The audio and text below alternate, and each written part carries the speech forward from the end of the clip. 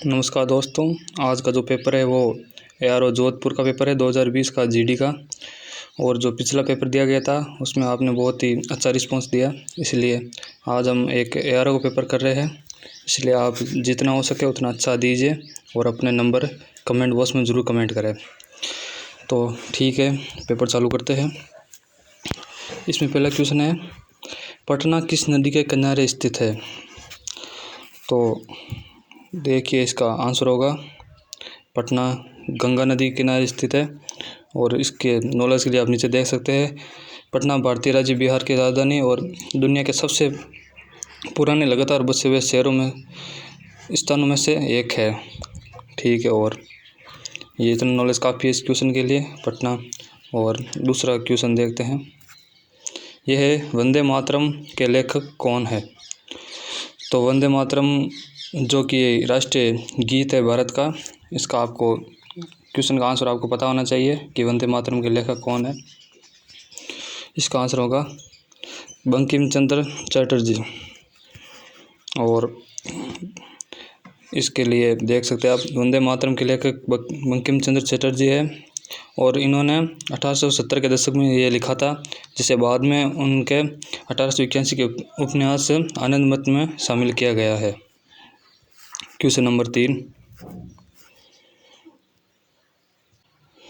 Question number 3 आपका है, gateway of India कहाँ है? तो आपको ये कंफ्यूज नहीं होना है, एक तो होता है इंडिया गेट और दूसरा होता है गेट ऑफ इंडिया। इसमें बहुत सारे लड़के जो है कंफ्यूज हो जाते हैं, इसलिए आपको देखना है इंडिया गेट जो है वो दिल्ली में है और गेटवे ऑफ इंडिया है वो मुंबई में है।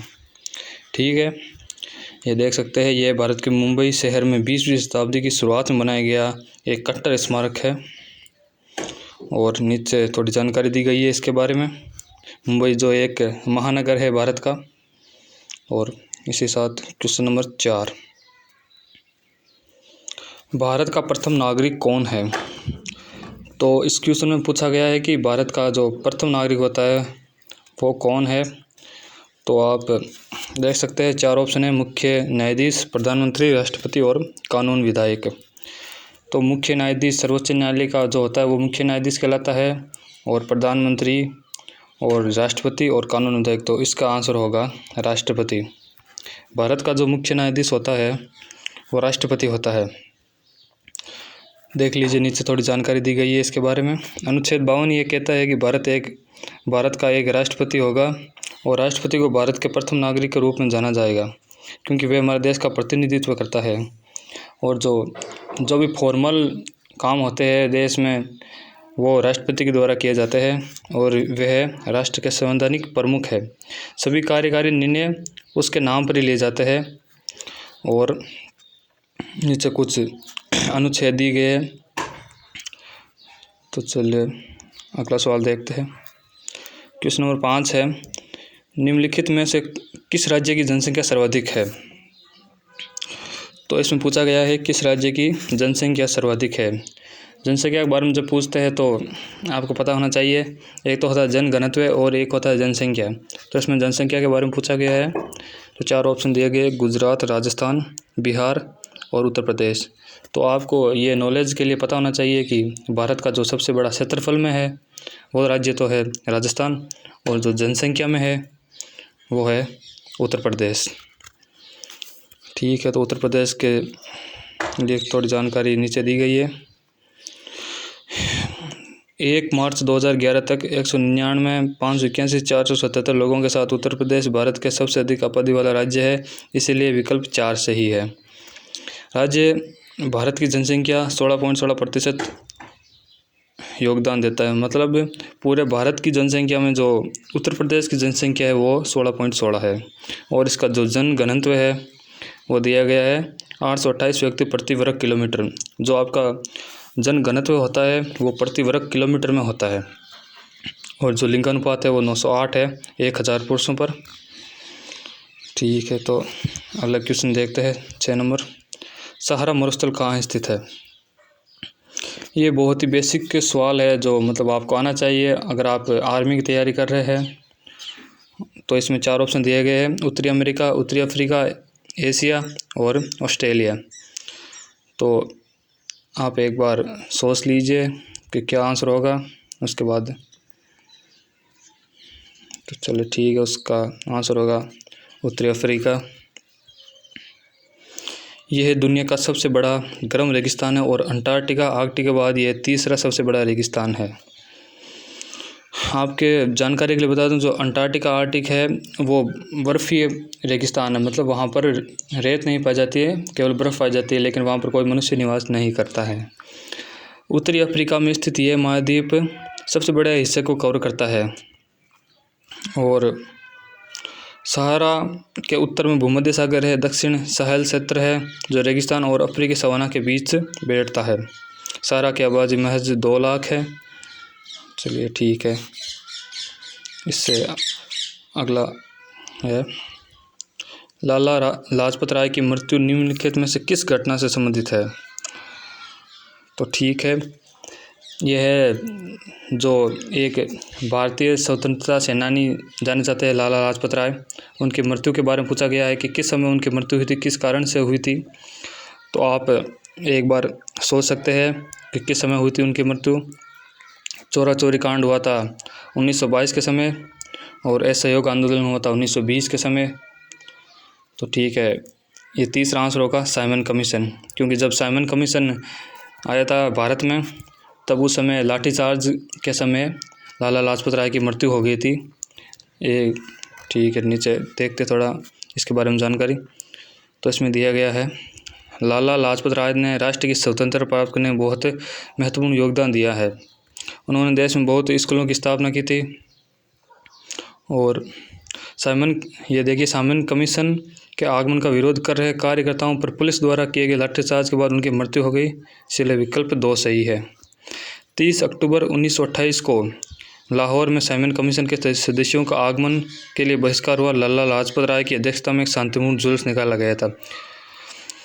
पुलिस ने खास तौर पर लाला लाजपत राय को निशाना बनाया और उनके सीने पर वार किया था। पुलिस ने उस समय इनको निशाना बनाया क्योंकि ये एक महत्वपूर्ण स्वतंत्रता सेनानी थे, इसलिए इन पर लाठीचार्ज किया और जिससे उनकी मृत्यु हो गई। चलिए ठीक है, इससे अगला क्वेश्चन है सबसे पुराना वेद कौन सा है। तो आपको ये पता होना चाहिए कि जो है सब 4 वेद है, जो भारत की संस्कृति और इतिहास उसमें 4 वेदों का वर्णन किया गया है। तो आपको 4 वेदों के नाम पता होना चाहिए, उनकी विशेषताएं पता होनी चाहिए। तो पहला वेद है सामवेद, दूसरा अथर्ववेद, तीसरा यजुर्वेद और चौथा है ऋग्वेद। तो पहला जो है सामवेद, ये हमें गीतों, शास्त्रीय संगीतों उनके बारे में जानकारी देता है। दूसरा है अथर्ववेद, सॉरी ये गलती से टिक हो गया था, तो इसका आंसर होगा ऋग्वेद। और इन 4 वेदों के बारे में कुछ जो विशेषताएं हैं वो आप नीचे देख सकते हैं। वेद भारतीय उपमहाद्वीप का सबसे पुराना जीवित साहित्य है। 4 वेद होते हैं, ऋग्वेद, सामवेद, यजुर्वेद और अथर्ववेद। और सबसे पुराना वेद है जो ऋग्वेद होगा और इसकी रचना लगभग 3500 वर्ष पूर्व की गई थे। अन्य सभी वेद इस पर आधारित है और इसमें बड़ी मात्रा में विभिन्न भजन शामिल है। ठीक है, हम छोटी छोटी जानकारी देख लेते हैं क्योंकि ये बहुत जो है इम्पोर्टेंट क्वेश्चन बन जाता है, ख़ास तौर से आर्मी जीडी के लिए। और देख सकते हैं सबसे पुराना वेद है, 1028 सूक्त है जिन्हें सूक्त कहा जाता है और ये मंडल नामक 10 पुस्तकों का संग्रह है। ठीक है, और इसमें कुछ ज़्यादा है नहीं। और सामवेद के बारे में देख लेते हैं। धुनों और मंत्रों के वेद के रूप में जाना जाता है, मतलब जो संगीत होते हैं, शास्त्रीय संगीत और नृत्य उनके, और इसमें मधुर मंत्रों का भंडार है। ठीक है, उसके बाद है यजुर्वेद। पूजा ज्ञान का अर्थ है यजुर्वेद 1100 से 800 ईसा का पूर्व का है। सामवेद के अनुरूप ये अनुष्ठान अर्पण मंत्रों और महामंत्रों का संकलन करता है। यह मंत्र पुजारी द्वारा एक व्यक्ति के साथ पेश किए जाते थे जो अनुष्ठान करता था। ठीक है, मतलब जो पुजारी होता था वो एक आदमी के साथ ये मंत्र उच्चारण करता था, अकेले नहीं करता था। ठीक है, इसके बाद है अथर्ववेद और इसकी रचना अथर्व ऋषि द्वारा की गई थी और इसमें ज़्यादा कुछ है नहीं। ये मतलब जो कर्मकांड और जो कई प्रकार के होते हैं उनके बारे में जानकारी देता है, मतलब जादुई शक्तियों के बारे में। ठीक है, उसके बाद अगला क्वेश्चन देखते हैं। 9 नंबर क्वेश्चन है, निम्नलिखित में से कौन सा सही नहीं है। जो आपको सही नहीं है वो बताना है, सही है वो नहीं बताना, मतलब जो आंसर। तो ठीक है, आप देख सकते हैं इसमें 4 ऑप्शन दिए गए हैं। काजीरंगा राष्ट्रीय उद्यान असम, जिम कॉर्बेट उत्तराखंड, टिहरी बांध उत्तराखंड और चौथा है हीराकुंड मध्य प्रदेश। तो आपको ये पता होना चाहिए कि जो काजीरंगा राष्ट्रीय उद्यान है वो असम में है। ये आपका पहला जो है ऑप्शन ये बिल्कुल सही है। तो आपने इसमें जो सही नहीं है वो बताना है। ठीक है, दूसरा जो ऑप्शन है जिम कॉर्बेट उत्तराखंड, जो जिम कॉर्बेट वो भी एक अभ्यारण्य है, ये भी आपको पता होना चाहिए, जो कि उत्तराखंड में है, ये भी बिल्कुल सही है। टिहरी बांध, और ये टिहरी बांध जो उत्तराखंड में है। और इसमें चौथा जो ऑप्शन है हीराकुंड मध्य प्रदेश। तो आपको ये है जानकारी होनी चाहिए कि जो हीराकुंड बांध है वो मध्य प्रदेश में नहीं है, ये भागीरथी नदी के किनारे पर स्थित है और ये उड़ीसा में है। ये आपको जानकारी होनी चाहिए, इसलिए इसका सही ऑप्शन होगा 4 नंबर। ठीक है, नीचे कुछ जानकारी दी गई है, देख लेते हैं। हीराकुंड ये भारत में उड़ीसा राज्य के में संबलपुर से लगभग 15 किलोमीटर दूर महानदी पर बनाया गया है, इसलिए विकल्प 4 सही है। ठीक है, ये एक बहुउद्देशीय घाटी नदी परियोजना है। यह भारत का सबसे लंबा बांध है, जिसकी लंबाई 25 किलोमीटर और 79 मीटर है। ठीक है, यह दुनिया के सबसे लंबे बांधों की सूची में आता है। और नीचे दिया गया है टिहरी बांध उत्तराखंड में, जो कि सही है। काजीरंगा राष्ट्रीय उद्यान ये जो असम में है, पूर्वोत्तर असम में देख सकते हैं, ब्रह्मपुत्र नदी के बाढ़ के मैदानों में फैला हुआ है। और जिम कॉर्बेट है ये भी उत्तराखंड में है। तो ठीक है, आपको ये जानकारी होनी चाहिए क्योंकि ये बहुत जो मोस्ट क्वेश्चन बन जाते हैं आर्मी जीडी को लेकर। ये एक राष्ट्रीय उद्यानों से है और इसमें कुछ जानकारी दी गई है। गंगा डॉल्फिन पाई जाती है इस काजीरंगा राष्ट्रीय उद्यान में, और ये कई दुर्लभ प्रवासी पक्षियों दौरा किया जाता है। और काजीरंगा गांव के पास ग्रे पेलिकन बसते हैं, जो कि जानवरों की प्रजाति होती है। तो ठीक है, अगला क्वेश्चन देखते हैं। 10 नंबर क्वेश्चन है, ईस्ट इंडिया कंपनी के आगमन के समय भारत का शासक कौन था। तो ईस्ट इंडिया कंपनी जो है वो भारत में 1600 के समय आई थी। आपको ये जानकारी होनी चाहिए 1600 के समय। और 1600 के समय मुग़ल साम्राज्य का जो जहांगीर नामक शासक है वो भारत पर शासन करता था, इसलिए जहांगीर ने ईस्ट इंडिया कंपनी को भारत में व्यापार करने की अनुमति दी थी। इसका आंसर होगा जहांगीर। नीचे कुछ जानकारी दी गई है जो कि बहुत आपके काम आएगी, पढ़ते हैं। ईस्ट इंडिया कंपनी का आगमन देखिए, ब्रिटिश ईस्ट इंडिया कंपनी का गठन 1599 में महारानी एलिजाबेथ द्वारा 1600 में दिए गए चार्टर के तहत किया गया था। और ये कुछ और जानकारी है। मुग़ल बादशाह जहांगीर ने कैप्टन विलियम हॉकिंस, ये आपको याद रखना है कि जहांगीर ने अनुमति किसको दी थी, यह है कैप्टन विलियम हॉकिंस को 1613 में। और ये भी बहुत बार पूछते हैं कि ईस्ट इंडिया कंपनी ने अपना पहला कारखाना किस शहर में स्थापित किया था। तो आपको याद रखना है कि ईस्ट इंडिया कंपनी ने अपना पहला कारखाना जो है वो सूरत में स्थापित किया था। ठीक है, और नीचे और भी कुछ जानकारी दी गई है। ये देखिए, जो क्रम है वो बहुत बार बच्चों को याद नहीं रहता। जो 1526 से लेकर 1530 तक बाबर, उसके बाद हुमायूं, उसके बाद अकबर, उसके बाद जहांगीर और उसके बाद शाहजहां, और जो अंत में है औरंगजेब, जिसको जिंदा पीर के नाम से जाना जाता था, ये है औरंगजेब। ठीक है, ये क्रम आपको याद रखना है। बहुत बार पूछ लेते हैं कि अकबर किसका पुत्र है, किसका पौत्र है, और जहांगीर किसका पिता है। ये मतलब बहुत बार क्रम पूछ लेते हैं। और जो मुग़ल साम्राज्य की स्थापना किसने की थी, ये भी बहुत जो है अच्छा क्वेश्चन बनता है, और ये भी आपको याद रखना है। तो चलिए ठीक है, अगला क्वेश्चन देखते हैं। 11 नंबर क्वेश्चन है जापान की राजधानी क्या है। ये तो बहुत नॉर्मल सा बहुत इजी सा सवाल है, आपको जो सामान्य ज्ञान के लिए याद रखना चाहिए। जापान की राजधानी जो है वो टोक्यो है, और जो काठमांडू है वो नेपाल की है। जो लाहौर वो किसी की राजधानी नहीं है, एक ये है पाकिस्तान का शहर है लाहौर। जो देख लीजिए टोक्यो जापान की राजधानी है। इस शहर का नाम एदो से बदलने के बाद 1868 में ये उपाधि धारण की हुई थी, और अतः विकल्प 1 सही है। चलिए ठीक है, ये जानकारी। और काठमांडू जो है नेपाल की राजधानी है, लाहौर पाकिस्तान के एक पंजाब प्रांत की राजधानी है। ठीक है, ये पंजाब प्रांत जो कुछ मायने नहीं रखता क्योंकि ये कुछ नहीं पूछा जाता। इसके बाद नंबर 12 सवाल है, दक्षिण अफ्रीका के पहले श्वेत राष्ट्रपति कौन थे। तो 4 ऑप्शन दिए गए हैं, सॉरी ऑप्शन 3 है और चौथा ऑप्शन नॉट दीज है, इसीलिए पढ़ लीजिए तीनों option. Napoleon Bonaparte, Nelson Mandela और जोहान्सबर्ग।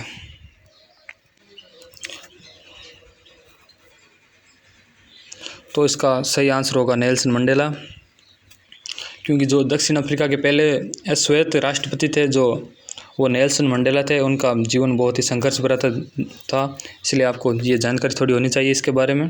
देख लीजिए नेल्सन मंडेला। दक्षिण अफ्रीका में नेल्सन रोहिल्ला मंडेला ने, ये उनका पूरा नाम है, जो ने दक्षिण अफ्रीका के पहले श्वेत राष्ट्रपति के रूप में शपथ ली थी। अपने उद्घाटन भाषण में मंडेला, जिन्होंने अपने जीवन में 27 वर्ष दक्षिण अफ्रीका सरकार के राजनीतिक कैदी के रूप में बिताए थे। मैंने बताया इनका जीवन जो बहुत ही संघर्ष भरा था। ये देखिए अमेरिका में कैदी के रूप में अपना 27 वर्षीय जीवन बिताया। ने घोषणा की कि गाँव के उपचार का समय आ गया, मतलब उनके जो अच्छे दिन आ गए हैं, और उन्होंने उसके बाद जो अफ्रीका का राष्ट्रपति बने हुए हैं। और ये जानकारी जो है 1918 में वे पैदा हुए। जोसेफ भाषी तेम्बू के प्रमुख के पुत्र थे। ये एक जो संप्रदाय होता है उनके प्रमुख थे। ये दिया गया है नेपोलियन बोनापार्ट जो ऑप्शन में था। ये भी थोड़ी बहुत जानकारी होनी चाहिए इसके बारे में। इसे आमतौर पर अंग्रेजी भाषा के रूप में संदर्भित किया जाता है। एक फ्रांसीसी सैन्य और राजनीतिक नेता थे। ये भी एक नेता ही थे। और जोहान्सबर्ग ये एक दक्षिण अफ्रीका के शहर का नाम है जो सबसे बड़ा शहर है और गांतेंग प्रांत की राजधानी है। ठीक है, ये कुछ खास नहीं है। उसके बाद नंबर 13 सवाल है जो है अंडमान और निकोबार द्वीप की राजधानी क्या है। ये आपको पता होना चाहिए। 4 ऑप्शन दिए गए, इम्फाल, पोर्ट ब्लेयर, आइजोल और शिमला। तो इसका आंसर होगा अंडमान निकोबार की राजधानी होगी पोर्ट ब्लेयर। और ये जो 3 ऑप्शन दिए गए उनके भी बारे में थोड़ी बहुत जानकारी आप देख लीजिए। पोर्ट ब्लेयर है जो अंडमान निकोबार द्वीप की राजधानी है। अंडमान निकोबार द्वीप जो बंगाल की खाड़ी में है, ये भी आपको याद रखना है। एक तो जो मतलब बहुत बार कन्फ्यूज़न हो जाता है अंडमान निकोबार द्वीप और लक्षद्वीप जो कि बंगाल की खाड़ी और अरब सागर में है, इसलिए आपको ये क्रम याद रखना है कि कौन सा किस तरफ स्थित है। ठीक है, और ये लोकप्रिय सेलुलर जेल के लिए प्रसिद्ध है और द्वीप समूह है ये। और ये भी पता होना चाहिए इम्फाल है जो मणिपुर की राजधानी है।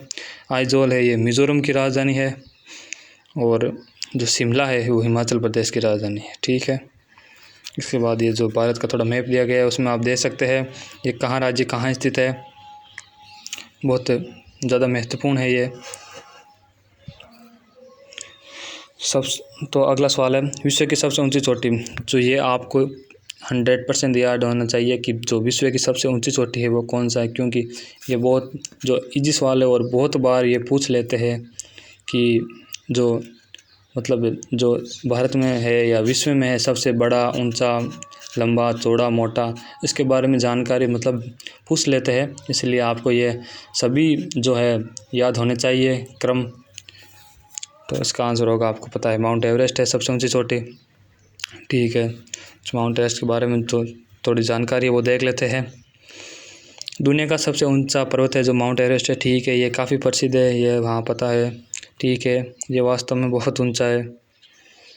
और ये कंचनजंगा जो कि दुनिया की तीसरी सबसे ऊंची पर्वतमाला है, ये भारत में है।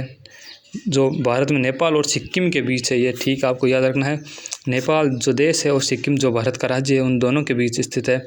कंचनजंगा को वास्तव में 1852 तक दुनिया का सबसे ऊंचा पर्वत माना जाता था।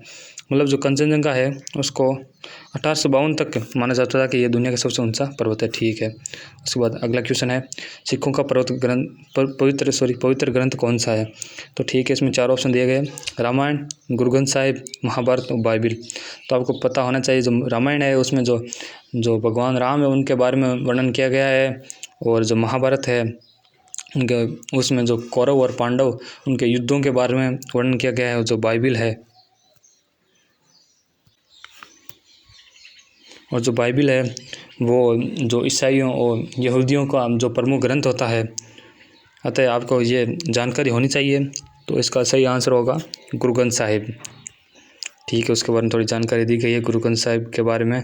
और जो ये सबसे जो महत्वपूर्ण इसमें क्वेश्चन जो बन जाता है वे होना चाहिए, और इसमें जो बताया गया है ये गुरु ग्रंथ साहिब सिखों का पवित्र ग्रंथ है, और इसे जो है सिखों के 10वें गुरु, आपको ये भी पता होना चाहिए कि सिख धर्म में कितने गुरु हुए थे, और जो सिखों के 10वें गुरु है उनका नाम था गुरु गोबिंद सिंह। ये उनके द्वारा जो लिखा गया है, जो बाद में हमेशा शाश्वत गुरु माने गए थे, ठीक है। और ये इसी साथ आपका ये जो जीके का पार्ट है वो ख़त्म हुआ। उसके बाद शुरू करते हैं जनरल साइंस। इंसुलिन का स्राव क्या है? हाँ, तो इसका जो है 4 ऑप्शन दिए गए हैं, जिगर, तिल्ली, मुंह और अग्नाशय। तो आपको ये बेसिक नॉलेज है, बहुत ही आपको पता होना चाहिए कि जो इंसुलिन का स्राव है वो अग्नाशय के द्वारा किया जाता है, ठीक है। तो बहुत ही इजी सवाल था। अगला क्वेश्चन है, बर्फ़ का गलनांक क्या होता है? तो इसका आंसर होगा 0 डिग्री सेल्सियस, ठीक है। यह भी बहुत अच्छा सवाल था, बहुत बेसिक नॉलेज का सवाल था। और जो अगला है तो ये क्वेश्चन है, जब वर्षा जल का पीएच मान डैश से कम होता है तो इस प्रक्रिया को अम्लीय वर्षा कहते हैं। जो आपको ये पता होना चाहिए कि जो एक पीएच मान होता है वो 7 तक होता है, 7 से कम होने पर वे अम्लीय और 7 से ऊपर होने पर क्षारीय कहलाता है। तो इसमें पूछा गया है अम्लीय, तो जो 7 से कम है वही होगा, तो इसमें 7 से कम 5 है, तो इसका आंसर 5 होगा। तो ठीक है, अम्ल वर्षा जो कि बहुत ही घातक होती है। और इससे अगला क्वेश्चन है, हमारे शरीर में रोगों से लड़ने के लिए क्या होता है? तो इसका आंसर आपको पता होना चाहिए। इसका आंसर होगा WBC, जो कि होती है वाइट ब्लड सेल्स, और जो RBC होती है वो रेड ब्लड सेल्स होती है, ठीक है। जो प्लाज्मा होता है वो रक्त में पाया जाता है, ये भी आपको पता होना चाहिए। अगला क्वेश्चन है, ध्वनि वायु, निर्वात, लोहा या इस्पात में किस में नहीं चलती? तो एक बहुत ही बेसिक नॉलेज का सवाल है। जो ध्वनि है वो निर्वात में गमन नहीं कर सकती, यह आपको याद होना चाहिए। जो वायु में गमन कर सकती है, क्योंकि वायु इसमें जो पृथ्वी पर पाई जाती है, लेकिन निर्वात जो है वो पृथ्वी से बाहर पाया जाता है, वहाँ पर किसी प्रकार गैस नहीं होती, इसलिए वो ध्वनि गमन नहीं कर सकती। यह है लोहा और इस्पात, ये धातुएं होती है, ठीक है। तो इसका आंसर निर्वात होगा। इस अगला है, परमाणु क्रमांक क्या दर्शाता है? तो 4 ऑप्शन दिए गए हैं, इलेक्ट्रॉन संख्या, प्रोटॉन संख्या, न्यूट्रॉन संख्या और परमाणु की संख्या। ये बहुत जो है अच्छा क्वेश्चन बन जाता है आर्मी GD को लेकर, जो कि बहुत बेसिक नॉलेज का है। तो इसका आंसर होगा प्रोटॉन संख्या। आप देख सकते हैं परमाणु क्रमांक है, आवर्त सारणी में रासायनिक तत्व की संख्या है, ठीक है। और यह कुछ दिया गया है, आप देख सकते हैं हीलियम के बारे में जानकारी दी गई है, जो प्रोटॉन्स 2 है और मास नंबर 4 है, तो ठीक है। अगला क्वेश्चन है, विद्युत मोटर विद्युत ऊर्जा को ये जो डैश में परिवर्तित करती है, प्रकाश ऊर्जा, यांत्रिक ऊर्जा, गतिज ऊर्जा और नन ऑफ दीज। तो इसका आंसर होगा विद्युत मोटर जो है एक यांत्रिक प्रणाली होती है जो कि विद्युत ऊर्जा को यांत्रिक ऊर्जा में कन्वर्ट करती है, ये इसका आंसर होगा। और ये जो थोड़ी बहुत जानकारी दी गई है नीचे, विद्युत मोटर में विद्युत ऊर्जा को यांत्रिक ऊर्जा में परिवर्तित किया जाता है। चलिए ठीक है, ये कुछ और जानकारी है। इससे अगला क्वेश्चन है, निम्नलिखित में से कौन सा एक अम्ल है।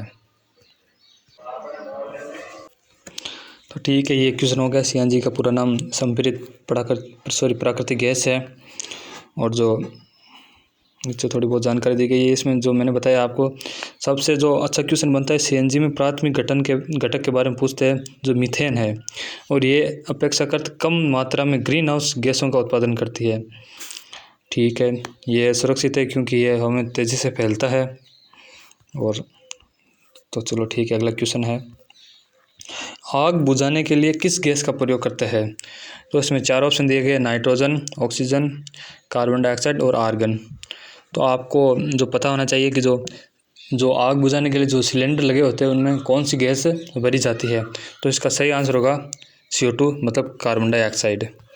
ठीक है, जो नीचे थोड़ी बहुत है जानकारी है इसके बारे में। कार्बन डाइऑक्साइड भी बहुत ठंडा होता है क्योंकि ये आग बुझाने वाले यंत्र से निकलता है, इसलिए ये ईंधन को भी ठंडा करता है। ठीक है, कार्बन डाइऑक्साइड आग बुझाने के लिए सर्वाधिक इस्तेमाल की जाने वाली गैस है। ठीक है, और जो फॉर्मूला है वो CO2 होता है, ये आपको पता होना चाहिए। ठीक है, नेक्स्ट क्वेश्चन है, जो न्यूटन की क्रिया प्रतिक्रिया का नियम कौन सा है।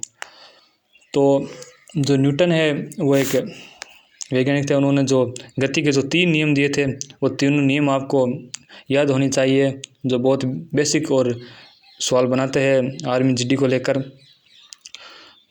चलिए ठीक है, जो न्यूटन का जो क्रिया प्रतिक्रिया का नियम था वो नियम था तीसरा, ये देख लीजिए।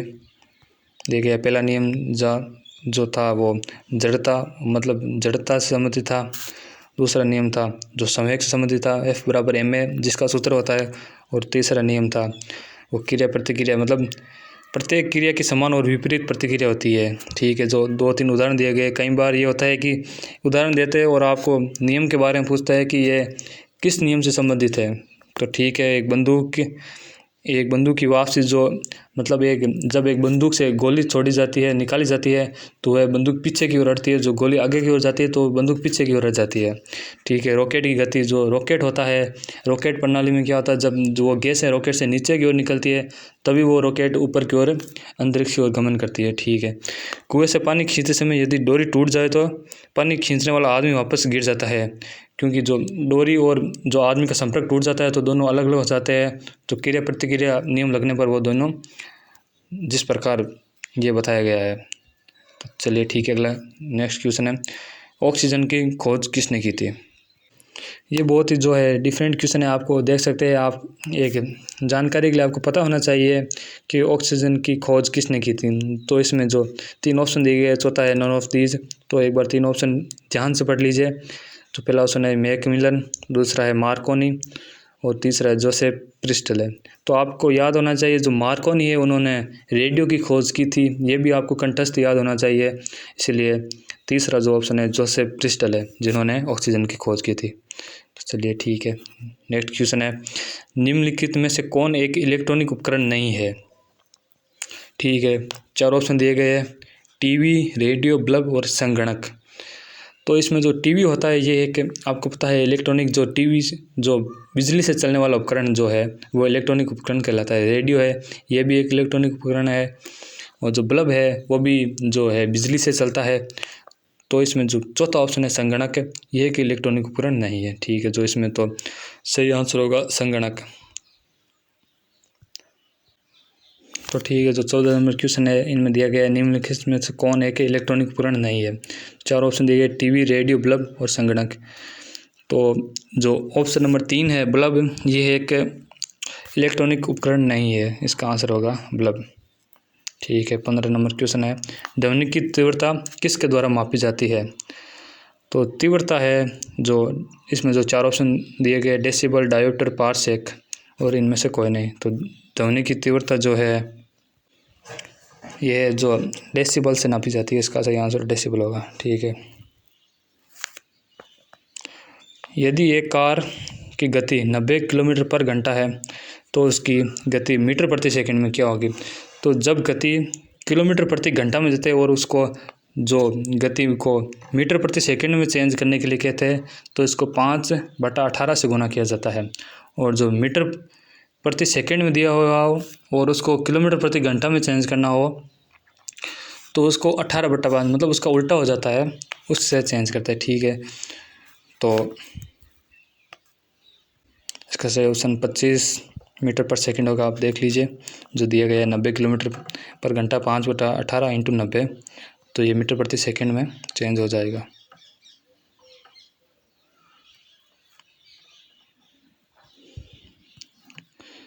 नेक्स्ट जो है, यदि किसी वस्तु पर 10%, 20% और 40% की छूट दी जाती है तो उस वस्तु पर कुल कितने % की छूट दी जाएगी। मतलब ये हम मानते हैं कि जब ये इस क्वेश्चन को हम इस प्रकार कर सकते हैं, जब एक निश्चित मान जैसे 100 रुपये लेकर हम करते हैं तो सबसे पहले हम 100 पर 10% ज्ञात करेंगे, जो उनमें से घटा लेंगे, फिर जो आएगा उस पर 20% और फिर जो 20% के बाद जो और उत्तर आएगा उस पर हम 40% की छूट देख लेते हैं। तो ठीक है,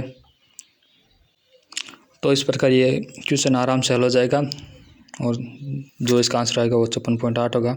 इसमें जो आंसर में जो एक अलग मेथड दिया गया है, आप देख सकते हैं कुल छूट जो x + y, जो दो छूटें क्रमागत दी गई x और y, तो ये इस प्रकार हो जाएगा। पहले दो छूट की गणना करते हैं, x + y - xy/100। तो ठीक है, ये गणना देखिए 10 और 20% की है, तो 10 + 20 - 10 × 20/100। ठीक है, कुल छूट जो है, जो इसका आंसर हो गया था 28, और जो कुल छूट है वो, और जो 28 के बाद जो 40 और दी गई है वो इसमें और ऐड हो जाती है, जो 28 + 40 - 28 × 40/100, तो ये 68 में से हो जाएगा -11.2। ठीक है, इसका आंसर हो जाएगा 4। जो नेक्स्ट क्वेश्चन है वो दिया गया है, यदि वृत्त का क्षेत्रफल 616 मीटर स्क्वायर है तो इसकी त्रिज्या क्या होगी।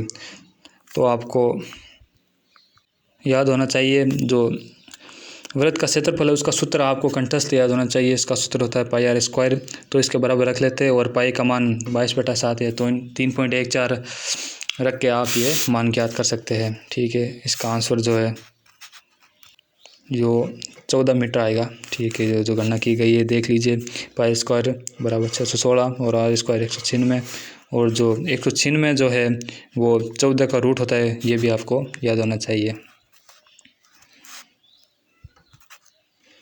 नेक्स्ट जो है, यदि किसी संख्या में 200% की वृद्धि करने पर 300 हो जाती है तो ये संख्या क्या है।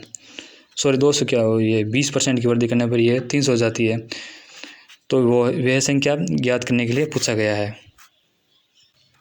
तो जो 4 ऑप्शन दिए गए 250, 270, 275, 280, तो आप ये एक जो मान है वो एक रख के आप ये गणना कर सकते हैं। तो इसका आंसर होगा 250। ये देख सकते हैं जो इसमें गणना दी गई है, पहले 100 पर हम मान लेते हैं संख्या 100 है, और 100 का और 20% तो 120 हो जाएगा, तो वो 120 जो 300 के बराबर रख लेते हैं। तो ठीक है, ये इस प्रकार कुछ आंसर हो जाएगा। अगला है, यदि किसी संख्या के योग का 70% 49 के बराबर तो उन संख्याओं का योग क्या होगा। ठीक है, ये पूछा गया है जो सवाल है। तो हम एक संख्या मान लेते हैं, जैसे कि x का 70% जो है वो 49 के बराबर है, तो उसका 100% किसके बराबर होगा। ठीक है, तो इसका आंसर होगा 70। आप देख सकते हैं कुछ गणना है, जो x का है 70% जो 49 है, और जो x बराबर 70 दिया गया है, इसलिए उसका योग 70 होगा। मतलब यदि x का 70% 49 है तो x का 100% 70 होगा, ये आपको याद रखना है। ठीक है, जो नेक्स्ट है, यदि 15 व्यक्ति एक कार्य को 20 दिन में करते हैं तो 20 व्यक्ति उसी कार्य को कितने दिन में करेंगे। ये जो है बहुत ही अच्छा सवाल है और कई बार ये पूछ सकते हैं, इसलिए इसका सूत्र होगा, एक तरफ जितने आदमी और जितना कार्य दिया गया है उनको गुणा करना है, और उसके बराबर में दूसरी तरफ जितना आदमी है और जितना है कार्य है उनको रखना है। ठीक है, तो 15 आदमी 20 दिनों में कार्य करते हैं तो 20 आदमी उसी कार्य को 15 दिन में पूर्ण करेंगे। ठीक है, ये देख सकते हैं, इस तरफ है जो दिन और व्यक्तियों की संख्या है, दूसरी तरफ वापस दिन और व्यक्तियों की संख्या है। ये इस प्रकार कुछ हो जाएगा। इन प्राकृतिक संख्याओं के योग का सूत्र, तो ये एक बहुत ही बेसिक है सूत्र है, ये आपको याद होना चाहिए। प्राकृतिक संख्याओं के योग का सूत्र है, और जो प्राकृत संख्या के वर्गों का योग है, जो घनों का योग है, ये तीन जो है बहुत ही मोस्ट क्वेश्चन बन जाते हैं, जो GD को लेकर, इसीलिए इसका आंसर होगा n+1/2। ठीक है। इसका जो नेक्स्ट क्वेश्चन है, यदि समकोण त्रिभुज का एक कोण 35 डिग्री है तो उसका तीसरा कोण क्या होगा। इसमें देखिए जो ये पूछना चाहता है कि समकोण त्रिभुज मतलब एक त्रिभुज में जो होते हैं 3 कोण होते हैं, उसमें ये 2 तो पहले दे चुका है, एक तो है जो 35 डिग्री है और दूसरा जो है 90 डिग्री है। तो तीसरा कोण पूछा गया है,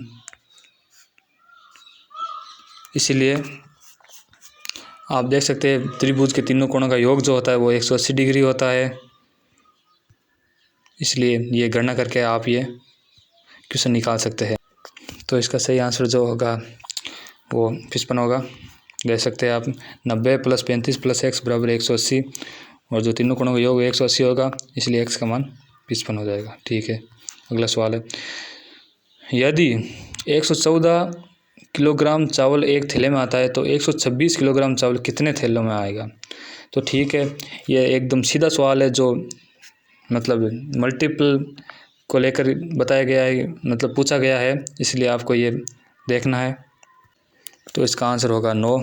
114 को जब 9 से गुना करते हैं तो उसका आंसर 126 आता है। ठीक है, ये आपको पता होना चाहिए, बहुत ही बेसिक सवाल है। अगला है, किन्हीं संख्याओं का अनुपात 3/4 है, प्रत्येक में 5 जोड़ देने पर उनका अनुपात 4/5 हो जाएगा। तो वे संख्या देख लीजिए, अभी जो है वो पहले किस संख्याओं का अनुपात मतलब 3/4 बताया गया, उन्हें 5 जोड़ देने पर वह अनुपात 4/5 हो जाता है। तो ठीक है, तो आप देख लीजिए 15 और 20 जो है उनका अनुपात जो 5 से उन्हें मतलब जो है करते हैं सोल्व, तो उनका आंसर जो है 3/4 आता है।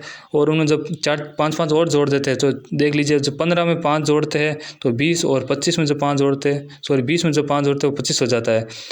तो इसका आंसर होगा 15 और 20। ठीक है, ये बताया गया है इसमें जो।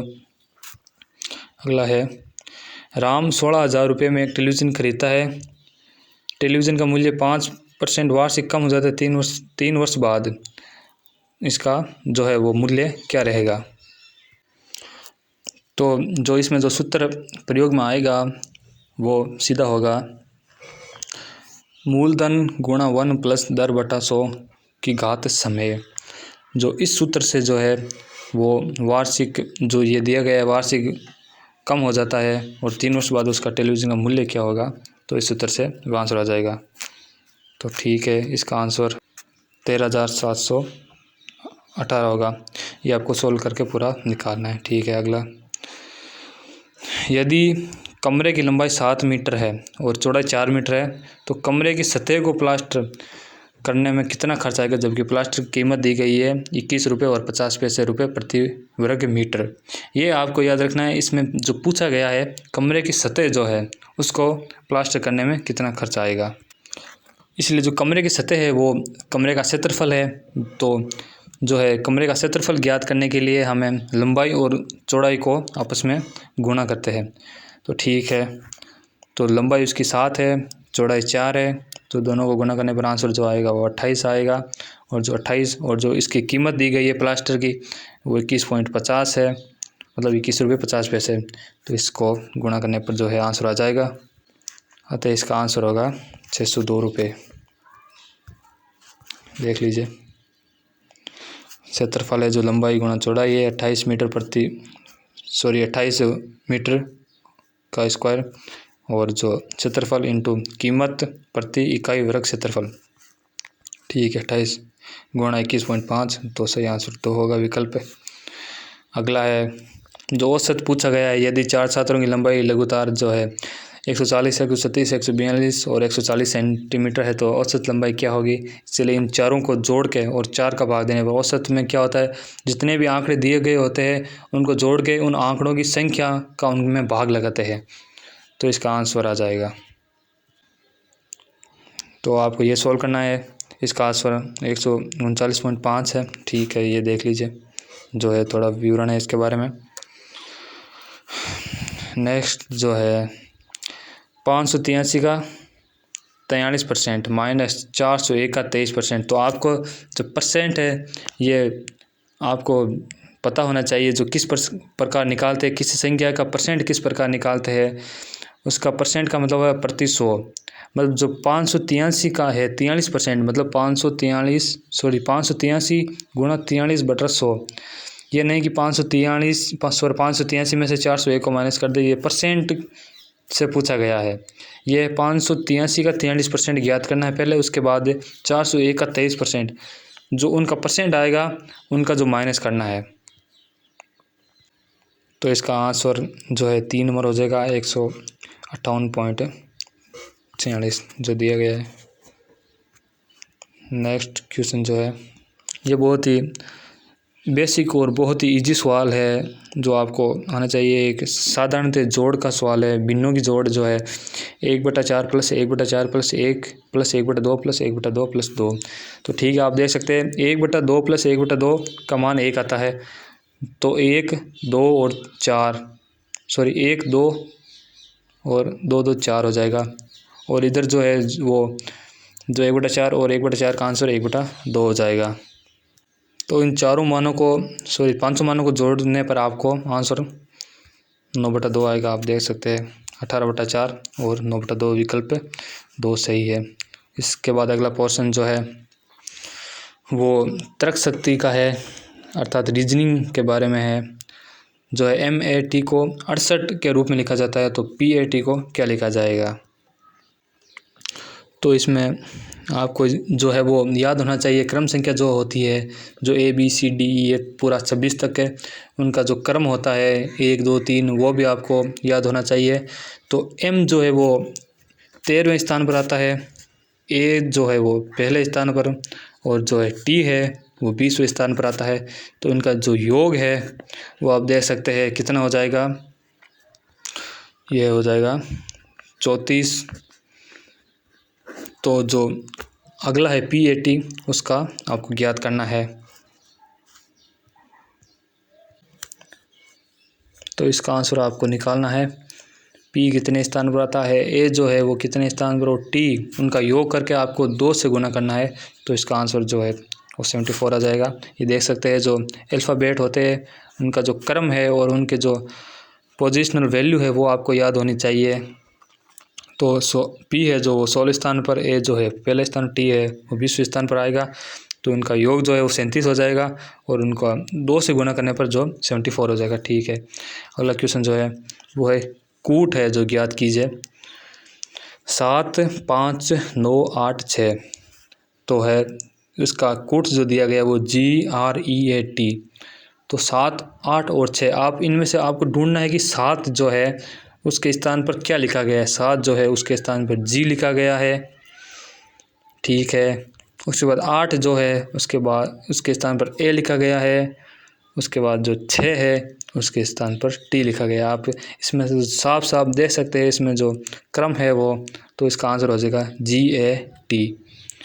ठीक है, अगला है एक जो है वो सीरीज़ दी गई है एक नंबर की, ये आपको पता करना है। जो इसमें दिया गया है 1 3 6 10 21। तो जो खाली स्थान दिया गया है बीच से, उस खाली स्थान का जो वैल्यू है वो आपको ज्ञात करना है। नंबरिंग का सवाल है। तो आप देख सकते हैं इनमें ज़्यादातर जो होता है नंबरिंग में डिफरेंस का होता है, इसलिए आप देख सकते हैं जो 1 और 3 इन दोनों के बीच कितना डिफरेंस है, 3 और 6 के बीच कितना है, 6 और 10 के बीच कितना है। तो जो डिफरेंस है उसमें जो है पहले 1 और 3 के बीच जो डिफरेंस है वो 2 का है, 6 और 3 के बीच डिफरेंस 3 का है, 10 और 6 के बीच डिफरेंस 4 का है। इसी प्रकार जो अगला आएगा वो 10 + 5 आएगा, क्योंकि वो डिफरेंस जो होगा उसके बीच 5 का होगा, और इसलिए 10 + 5 जो है वो 15 होगा। और 15 और 21 के बीच जो डिफरेंस है ये सीरीज़ इसी प्रकार चलती जाएगी। जो 15 और 21 के बीच डिफरेंस है वो 6 का आएगा, इसलिए इसका सही आंसर होगा 15। ठीक है, अगला क्वेश्चन जो है ये भी सीरीज़ का ही है, नंबरिंग सीरीज़ का है। 3 7 15 31 डैश 127। ये कुछ इस प्रकार है कि, तो फिर से आपको इन जो नंबरिंग के बीच जो डिफरेंस है वो आपको जो कैलकुलेट करना है। जो डिफरेंस कई बार जो डिफरेंस भी उनमें भी जो मल्टीपल जो हो जाता है, इसलिए आपको देखना है डिफरेंस 3 और 7 के बीच कितने का अंतर है, वो 4 का है। 15 और 7 के बीच 8 का है, और जो 31 और 15 के बीच जो 16 का है। इसलिए आपको ये दिख रहा है साफ साफ कि जो है 4 और 8 और ये 16 और जो इसके बाद आएगा वो 32 का हो जाएगा। ये एक जो है नंबरिंग सीरीज चल रही है, मतलब 4 को 2 से गुना करना 8 आएगा, 8 को 2 से गुना 16 आएगा, 16 को 2 से गुना 32 आएगा। इसी प्रकार जो 31 में जो है वो 32 जोड़ने पर इसका आंसर हो जाएगा 63। इसका आंसर 63 आएगा, नंबरिंग सीरीज़ का है। ठीक है, जो लास्ट सवाल है जो है वो ब्लड रिलेशन के बारे में। एक लड़की ने एक लड़के का परिचय दिया और कहा यह मेरे मामा के पिता की इकलौती बेटी का बेटा है। ठीक है, तो लड़का लड़की से किस प्रकार समझे थे। कई बार क्या होता है कि जो लास्ट में जो पूछा गया है इस पर हम नहीं ध्यान देते हैं, तो इसमें जब पूछा गया लड़का लड़की से कैसे संबंधित है, कई बार पूछ लेते हैं लड़की जो है लड़के से कहीं कैसे संबंधित है। इनका जो दोनों का रिलेशन है वो दोनों का अलग अलग आता है, इसलिए आपको जो लास्ट का क्वेश्चन है वो भी बहुत ध्यान से पढ़ना है। तो क्वेश्चन पढ़ने के बाद आपको पता चलेगा, मतलब लड़की बोल रही है कि यह मेरे मामा, जो उस लड़की के मामा है के पिता, मतलब लड़की के मामा के पिता कौन हो जाएगा, उसके नाना। तो नाना मामा के पिता की इकलौती बेटी, मतलब नाना की इकलौती बेटी कौन होगी। इकलौती बेटी मतलब उसकी जो है माँ है वो होगी उसकी इकलौती बेटी का बेटा, उसकी माँ का बेटा मतलब उसका भाई होगा। तो इसमें साफ साफ ये आपको दिख रहा है, 4 ऑप्शन दिए गए, भाई, भांजा या भतीजा, अंकल या सन इन लॉ। तो इसका सही आंसर हो जाएगा भाई। तो ठीक है, इसी प्रकार आपका ये पेपर हुआ है पूरा, जो कि ARO जोधपुर 2020 में था। और जो इसकी जो वो कट ऑफ है वो जो 41 या 42 जो सही कर देता है सवाल, वो आराम से GD में क्लियर हो जाता है। तो ठीक है, ये आपका पेपर पूरा हुआ है। और ये जो है वीडियो आपको अपने दोस्तों के साथ शेयर करना है ज़्यादा से ज़्यादा, और सब्सक्राइब करें चैनल को, और ज़्यादा वीडियो देखने के लिए चैनल को सब्सक्राइब करें और वीडियो को लाइक करें, ताकि हमें भी मोटिवेशन मिले और हम भी जो तैयारी कर रहे हैं उसके प्रति ज़्यादा से ज़्यादा अग्रसर हो। तो चलिए ठीक है, आज का वीडियो यहीं ख़त्म करते हैं। जय हिंद।